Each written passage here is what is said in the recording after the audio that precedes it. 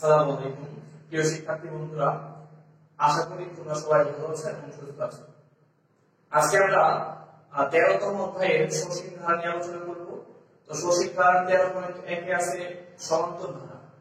তো প্রথমে তোমাদেরকে একটু বোঝানোর চেষ্টা করব যে সসীম ধারা জিনিসটা কি। যেই ধারার নির্দিষ্ট একটা সীমা রেখা আছে সেটি হচ্ছে সসীম ধারা। সসীম ধারা মূলত দুই প্রকার, একটা হচ্ছে গুণোত্তর ধারা আর একটা হচ্ছে সমান্তর ধারা।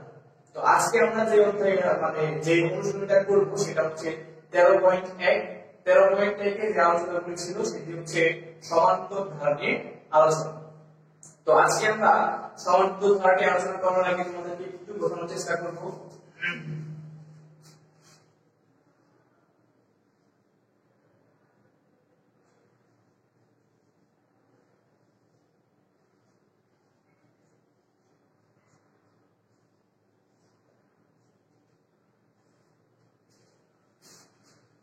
তো সমান্তর ধারা চিনার আগে কিভাবে চিনবো এটা সমান্তর ধারা, তার আগে একটু আলোচনা করবো। আলোচনাটা হচ্ছে যে সমান্তর ধারার ক্ষেত্রে তোমাকে দেখবে যে প্রত্যেকটা পদ থেকে যে কোনো পদ, সমান্তর ধারার যে কোনো পদ থেকে পূর্ববর্তী পদ বিয়োগ করলে যদি পার্থক্যের মান সমান হয় তাহলে বুঝতে পারবো সেটি হচ্ছে সমান্তর ধারা। আমি কথাটি আবার রিপিট করছি যে কোনো পদ থেকে, সমান্তর ধারার ক্ষেত্রে যে কোনো পদ থেকে পূর্ববর্তী পদ যদি বিয়োগ করো, প্রত্যেকটা পদের পার্থক্য যদি এরকম সমান আসে তাহলে বুঝতে হবে এটা হচ্ছে একটা সমান্তর ধারা। তাহলে আমি একটা एग्जांपल দিব এখানে সমান্তর ধারার। মনে করো 2 + 4 + 6 + 8 এইখানে দেখতে পাচ্ছি যে 2 4 6 8 এগুলো হচ্ছে একটা পদ। আমি কি বলেছিলাম যে সমান্তর ধারা কিভাবে চিনবো, যে কোনো পদ থেকে পূর্ববর্তী পদ বের করব। মনে করো আমি 8 থেকে 6 বাদ দিব, যে 8 - 6, যে কোনো পদ হচ্ছে 8 আর 8 এর পূর্ববর্তী পদ হচ্ছে 6, অর্থাৎ 8 - 6, এই 8 থেকে 6 বাদ দিলে কত হবে? 2 হবে। তো আমি দেখতে পাচ্ছি 2। তো আরেকটা পদ চেক করে দেখি যে এবার 6 থেকে 4 বাদ দেব, অর্থাৎ যে কোনো পদ আমি 6 নিয়েছি, 6 মাইনাস পূর্ববর্তী পদ হচ্ছে 4, তাই 6 - 4, 6 থেকে 4 বাদ দিলে কত হবে? 2। এই দুই ক্ষেত্রে পার্থক্য কত পেয়েছি আমি? 2 2 পেয়েছি। তাই আমি এই ধারা থেকে দেখতে পাচ্ছি যে প্রত্যেকটা পদের মধ্যে যে পার্থক্য হচ্ছে 2, অর্থাৎ সমান পার্থক্য পেয়েছি। তাই আমি বুঝতে পেরেছি যে যেই ধারার পার্থক্য সমান হবে সেটাই হচ্ছে সমান্তর ধারা। সমান্তর ধারাগুলি করার জন্য আমাদেরকে কিছু জিনিস চিনতে হবে। এগুলো প্রথমে চিনিয়ে দেব, তারপরে আমরা অঙ্কে চলে যাব।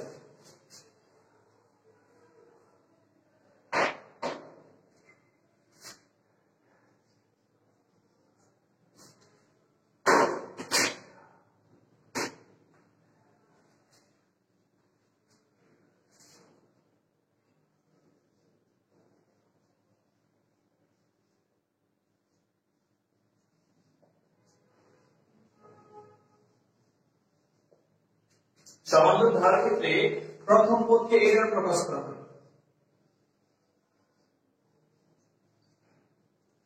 সমান্তর ধারার ক্ষেত্রে প্রথম পদকে এ দ্বারা প্রকাশ করা হয়, সাধারণ অন্তরকে ডি দ্বারা প্রকাশ করা হয়।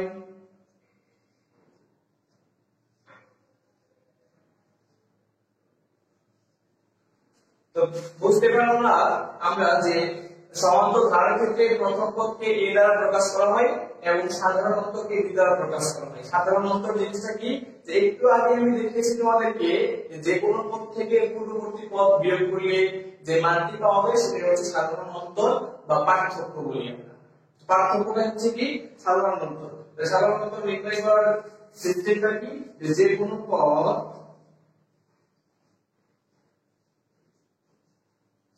বিয়োগ পূর্ববর্তী পদ,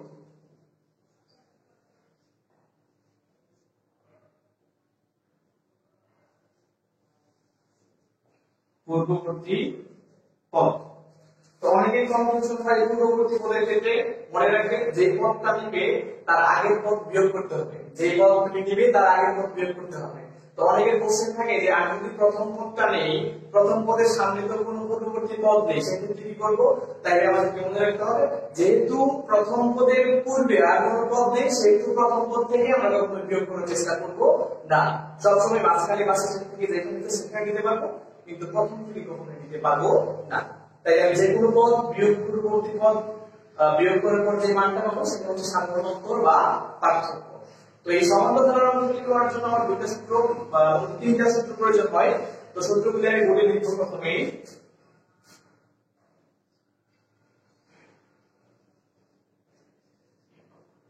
প্রথম সূত্রটি হচ্ছে n তম পদের সূত্র, যে n তম পদ নির্ণয়ের সূত্র।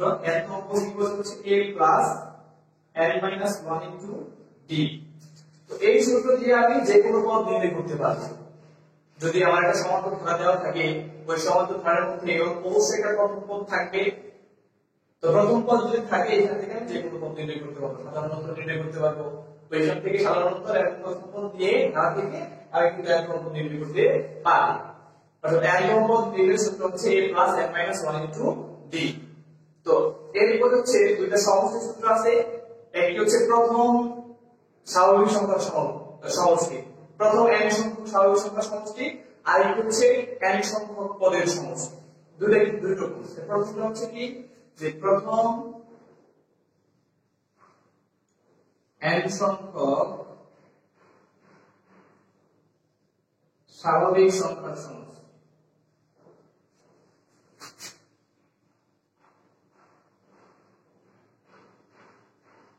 সংখ্যার সমষ্টি ইকুয়াল টু হচ্ছে n into n plus 1 by 2। সবাই খেয়াল করবো যে প্রথম n সংখ্যক পদের সমষ্টির ক্ষেত্রে কি ধরনের সূত্র ইউজ করা হয়। যে প্রথম n সংখ্যক স্বাভাবিক সংখ্যা আবার কি, অনেকেই বুঝতে সমস্যা হয় যে প্রথম n সংখ্যক স্বাভাবিক সংখ্যার সমষ্টিটা কি। তো অনেক সময় দেখি আমরা যে প্রথম মানে 1 থেকে শুরু করে তুমি যততম পদের সমষ্টি পর্যন্ত চাও এখান থেকে নির্ণয় করতে পারবে। কিভাবে, অনেকে মানে আমাদের কতে আছে, বোর্ড কোশ্চেনে কতে আছে প্রথম n সংখ্যক বা প্রথম 20টি পদের সমষ্টি নির্ণয় করো বা প্রথম 30টি পদের সমষ্টি নির্ণয় করো। এটা হচ্ছে n সংখ্যক পদের সমষ্টি, অর্থাৎ n এর মান তুমি যে কোনো সমষ্টি দিতে পারো। প্রথম 20টি হলে তার n এর মান 20 হবে, প্রথম 30টি হলে প্রথম n এর মান 30 হবে। এভাবে তুমি প্রথম 1 2 3 4 5 6 ডট ডট ডট পদের মানের সমষ্টি 20টি পদের সমষ্টি, এটা হচ্ছে সেই সমষ্টি। আর এরপরে যে সমষ্টি সূত্রটি লিখবো সেটা হচ্ছে n সংখ্যক পদের সমষ্টি, অর্থাৎ এটা যে কোনো পদ হইতে পারে। আর এটা কিন্তু মাস্ট প্রথম গুলি হতে হবে, অবশ্যই কি হতে হবে, প্রথম গুলি। আর পরের সূত্রটা হচ্ছে আমার যে n সংখ্যক পদের সমষ্টি।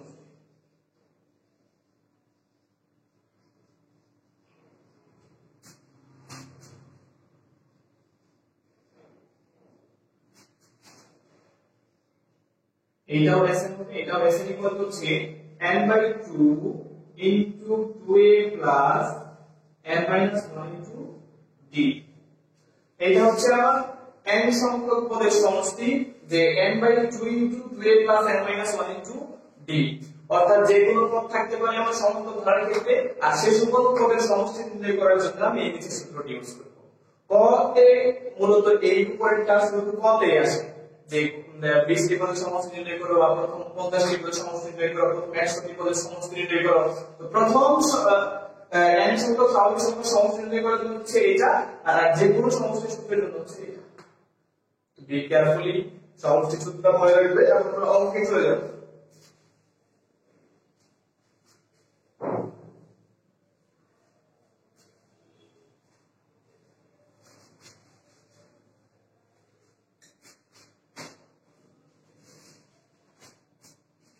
অলরেডি 13.8 প্রথম যে 5 নাম্বার অঙ্কটি ছিল, এটা এখান থেকে শুরু করব আমরা। যে 5 এর কোশ্চেনটা ছিল, 5 এ একটা ধারা দেওয়া ছিল যে 2 5 12 90 ধারাটির সাধারণ উত্তর এবং 12তম পদ নির্ণয় করো। তাই প্রদত্ত ধারা আমরা কোশ্চেনের মধ্যে দেখতে পাচ্ছি, তাই এখানে লিখব আমি যে প্রদত্ত ধারা থেকে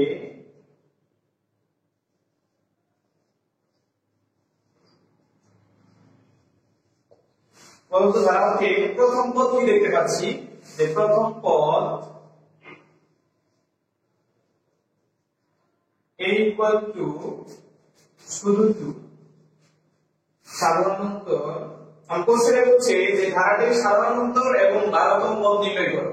তাই প্রথম পদটাই লিখে ফেলেছি, কোশ্চেনের মধ্যে ছিল। এরপর সাধারণ উত্তর লিখবো আমি, যে সাধারণ উত্তর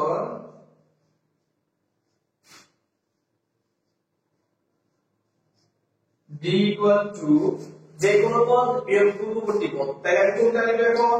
এখানে -5 -12 -19 যে কোনো পদ দিতে পারি। তাহলে আমি যদি -12 নিই এখানে -12, এটা হচ্ছে যে কোনো পদ বিয়োগ পূর্ববর্তী পদ, বিয়োগ দিলাম এখানে -12 এর পূর্ববর্তী পদ হচ্ছে -5, তাই আমার একটা সূত্রে মাইনাস ছিল, তাহলে এখানে -5 দিয়ে দেব equal to -12 মাইনাস মাইনাসে প্লাস 5, এই -12 থেকে +5 যদি বাদ দিয়ে দিই তাহলে পাবো হচ্ছে -7। তো জিনিসটা মানে বুঝতে হবে তোমাদেরকে যে সাধারণত b ইকুয়াল টু যে কোনো পদ, যে কোনো পদে -12 দিয়েছি মাইনাস পূর্ববর্তী পদ, পূর্ববর্তী পদ হইছে আমার -5, এর জন্য -5 ব্র্যাকেটে নিয়ে নিয়েছি।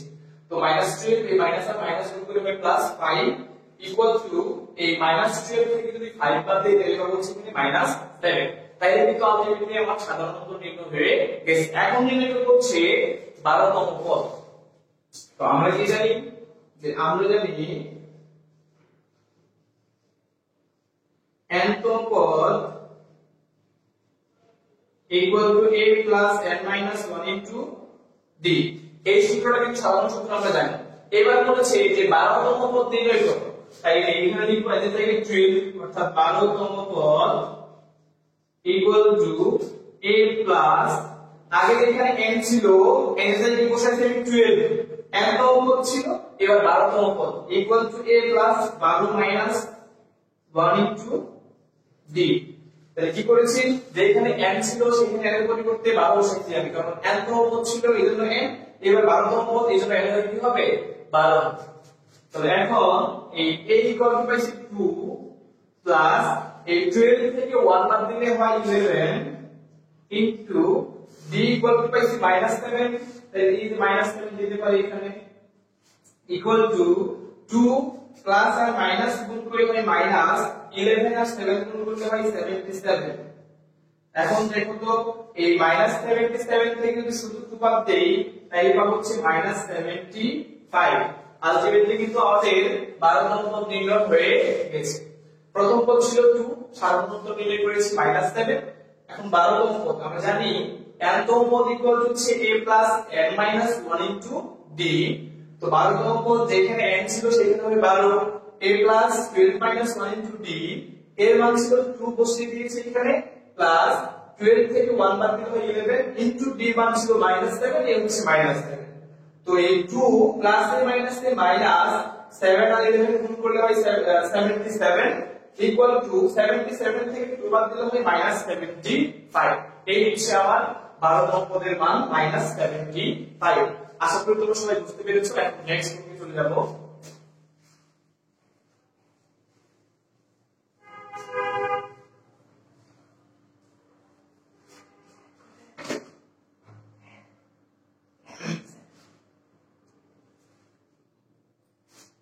এখন দেখো হচ্ছে 6 নম্বর অঙ্ক। 6 নম্বর কোশ্চেনটা ছিল এখান থেকে প্রদত্ত ধারা লিখবো, যে প্রদত্ত ধারা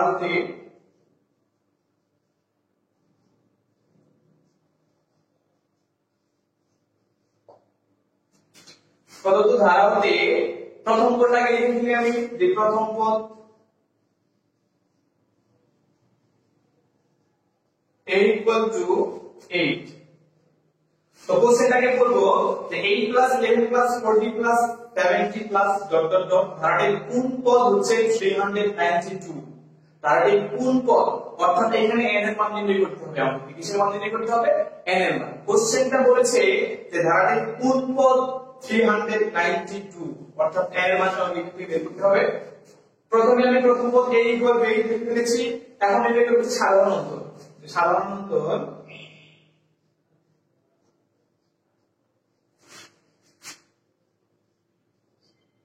d equal to যে কোনো পদ বিয়োগ পূর্ববর্তী পদ, তাহলে যে কোনো পদ এখানে আমি 40 নিয়ে নিচ্ছি, 40 মাইনাস যে কোনো পদ বিয়োগ পূর্ববর্তী পদের 40 এর পূর্ববর্তী পদ হচ্ছে আমাদের 11। দেখুন যার মধ্যে কি যে যে কোনো পদ 40 নিয়েছি আমি, মাইনাস পূর্ববর্তী পদ হয়েছে 11 লিখে দিয়েছি এখানে। এই সাধারণ অন্তর কাছে এখানে 43 এর বাদ দিলে 3। এটা হচ্ছে যে কোন পদ 392, তাহলে আমাকে মনে করতে হবে, যে মনে করি n তম পদ equal to 392 তো আমরা জানি n তম পদ equal to a plus n minus 1 into d এইখানে কিন্তু n এর উপর একটা মান দেওয়া আছে কত দেওয়া আছে 392 equal to a ছিল এখানে তাহলে a plus n minus 1 into d লিখতেছি এখানে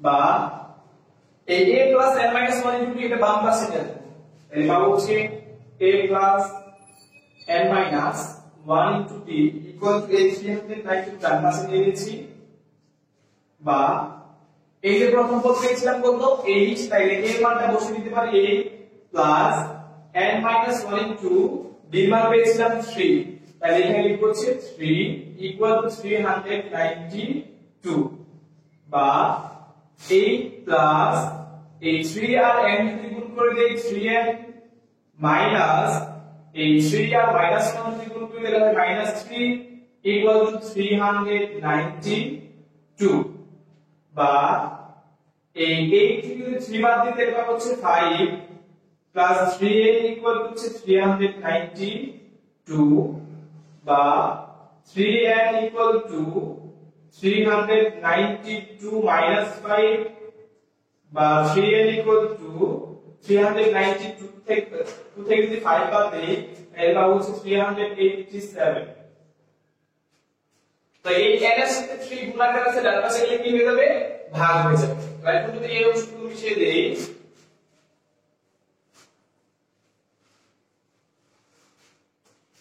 যে বা n equal to 387 divided by 3 তো এখন এই 387 কে 3 দ্বারা ভাগ করব তাহলে 83182 2 আছে 727 39 গুণ করলে হয় 27 অর্থাৎ এই 387 কে 3 দ্বারা ভাগ করলে হয় 129 তাহলে আলটিমেটলি n এর মান আমরা পেয়ে গেছি সেটা হচ্ছে 129 তো আমি বলেছিল যে কোন পদ আমি কিন্তু প্রথমে ধরেছিলাম যে n তম পদ ইকুয়াল টু হচ্ছে কত 392 তাহলে এই n এর মান বের হচ্ছে 129 অর্থাৎ আমি বলতে পারি এখন যে 129 তম পদ ইকুয়াল টু হচ্ছে 392 এই হচ্ছে আমার आंसर তো পরের কোশ্চেনটা দা দেওয়া ছিল 7 নাম্বার আশা করি এই 6 নাম্বার অঙ্ক যদি বুঝতে পারো অবশ্যই বাসায় 7 নাম্বার অঙ্কটা কমপ্লিট করার চেষ্টা করো তো এখন চলে যাব 8 নাম্বার অঙ্কে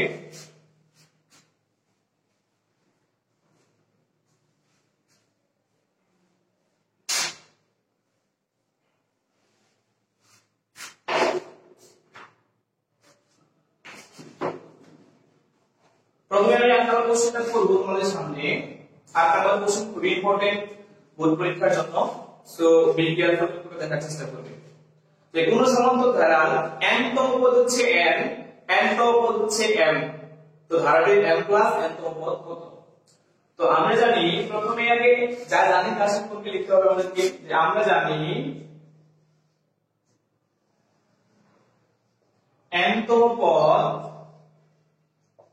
equals to a plus n minus 1 into d তো এখন কোশ্চেনে বলেছে কোশ্চেনে কিন্তু n তম পদ দুইটাই কিন্তু চাইছে তাহলে প্রথমে আমি n তম পদের মান যেটা জানি সেটা লিখে ফেলেছি তো এখন যদি m plus n তম পদ নির্ণয় করি যে m তম পদ equal to a plus m minus 1 into d কি করেছি যে আমরা জানি যে n তম পদ equal to a plus n minus 1 into d কিন্তু কোশ্চেনে দুইটা মান প্রয়োজন একটা হচ্ছে m তম পদ আর একটা হচ্ছে n তম পদ যেহেতু প্রথমে m তম পদের মান জানি সেহেতু আমরা m তম পদটা দিয়ে দিয়েছি নেক্সট m তম পদ বের করেছি যে m তম পদ equal to a plus m minus 1 into d এই দুইটা তম পদ কিন্তু আমার প্রয়োজন তো এখন প্রশ্ন মতে কি বলছে এটা দেখো যে প্রশ্ন মতে বলেছে যে n তম পদের মান হচ্ছে n তাই n তম পদের মান যদি n হয় n তম পদটাকে লিখে দিই যে a plus m minus 1 into d equal to m। কোশ্চেনে কি বলেছিল যে m তম পদের মান কি হবে n। তাহলে প্রথমে m তম পদটা আমি লিখে দিয়েছি a plus m minus 1 into d equal to এর মান হচ্ছে n। এটা হচ্ছে আমার এক নম্বর সমীকরণ। তো এখন চলে যাব 2 নম্বর সমীকরণে। যে 2 নম্বর সমীকরণ কিভাবে বের করব, যে পরের শর্তে ছিল যে n তম পদের মান হচ্ছে m, তাহলে n তম পদ হচ্ছে a plus n minus 1 into d, তাহলে a plus n minus 1 into d equal হচ্ছে m। এটা হচ্ছে আমার 2 নম্বর সমীকরণ। শর্তে যা দেওয়া ছিল সেই অনুসারে বসাইছি। এখানে প্রথম শর্ত ছিল যে n তম পদ হচ্ছে n, a plus n minus 1 into d equal হচ্ছে n। দ্বিতীয় শর্তে ছিল যে n তম পদের মান হচ্ছে m, তাহলে n তম পদ a plus n minus 1 into d equal হচ্ছে m। তো এখন দুটো সমীকরণ পেয়ে গেছি। তো কি কাজ করব এখন, যে 2 নং থেকে যদি 1 নং বিয়োগ করে দেই, যে 2 বিয়োগ 1, তাহলে কি পাবো এখানে, যে 2 নং ছিল a plus n minus 1 into d minus 1 নং ছিল a plus m minus 1 into d equal to m minus n। এইটাই কিন্তু পেয়েছিলাম আমি, যে আমার 2 নংয়ের বাম পাশের অংশ ছিল a plus n minus 1 into d, এ হচ্ছে a plus n minus 1 into d minus 1 নংয়ের বাম পাশের অংশ ছিল a plus m minus 1 into d equal to m minus n। আশা করি 2 নং থেকে কিভাবে এখন বিয়োগ করেছি অবশ্যই বুঝতে পেরেছো। এখন এই a plus n minus 1 into d এই মাইনাস দিয়ে গুণ করতে হবে, তাহলে minus a plus a minus m minus 1 into d, এই মাইনাস দিয়ে গুণ করে দিয়েছি। এখন এই মাইনাস a আর প্লাস a কে কেটে দিতে পারি, মাইনাস a প্লাস a কে কেটে দেই, তাই থাকছে n minus 1 into d, m minus 1 into d equal to a plus m minus n। বা কি করব এখন, যে n minus 1 into d, m minus 1 into d, তো দুই ক্ষেত্রে কি দেখতে পাচ্ছি আমরা d, তাহলে এটা d যদি এখানে কমন নেই, তাহলে কি পাবো, যে n minus 1 into n minus 1, আর এখানে কি পাবো মাইনাস n, এই মাইনাস আর মাইনাস গুণ করলে হয় প্লাস 1 ইকুয়াল টু এই পাশে ছিল m minus n।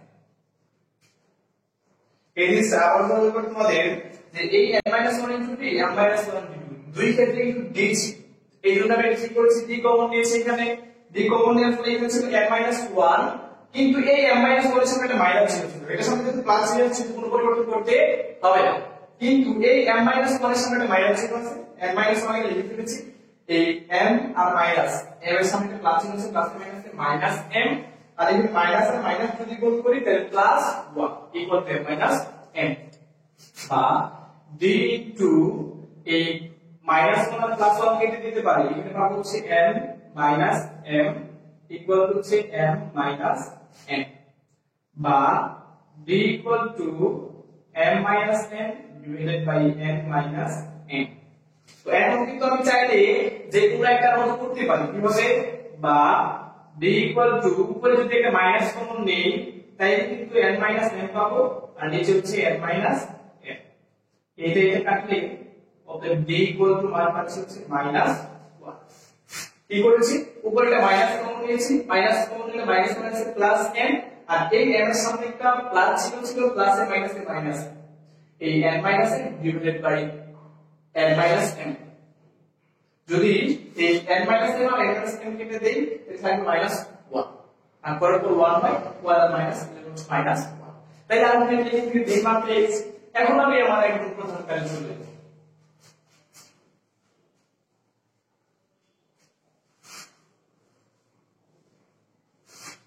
প্রধান কাজটা কি ছিল, যে m plus n তম পদ। আমার কোশ্চেন কি চেয়েছে, যে m plus n তম পদ বের করো, এত তম পদ ইকুয়াল টু a plus, আমার যখন সূত্র ছিল যে a plus, আমার যখন n তম পদের সূত্র ছিল যে a plus n minus 1 into d, কিন্তু এখন কি m plus 1 চেয়েছে, যেখানে n ছিল সেখানে m plus n বসাইতে হবে। তাহলে m plus n minus 1 into d, আবার বলবো তোমাদেরকে যখন আমি n টার মধ্যে সূত্র লিখতাম তখন a plus n minus 1 into d লিখতাম। এখন যেহেতু m প্লাস n সেহেতু n এর পরিবর্তে m প্লাস n লিখতে হবে মাইনাস 1 ইনটু d। তো এখন কাজ করব এখানে যে a plus m minus 1 into d plus n। এখানে কিন্তু একটা কাজ করেছি, এই কাজটা কিন্তু খুবই ইম্পর্টেন্ট তোমাদের জন্য। যারা তোমরা নতুন ক্লাসে দেখছো অবশ্যই বন্ধু সহকারে দেখবে, কারণ খুবই ইম্পর্টেন্ট এই টপিকটা। তো এই টপিকের জন্য এইটা খুবই ইম্পর্টেন্ট। এর শেষের দিকে একটু ঝামেলা যেমন a প্লাস এই m মাইনাস 1 কই থেকে পেলাম, n আবার কোথায় গেল?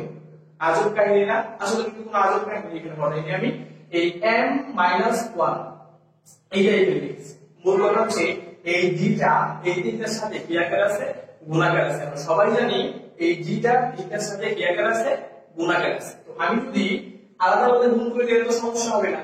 আমি জোড়ায় জোড়ায় রাখছি যে m মাইনাস 1 এটা এক রাখছি ইনটু d প্লাস ছিল প্লাস n আর d গুণ করলে কত হয়? n। তুমি যদি এখন ভাগাভাগি করো যে md মাইনাস d হবে না? কোনো সমস্যা হবে না।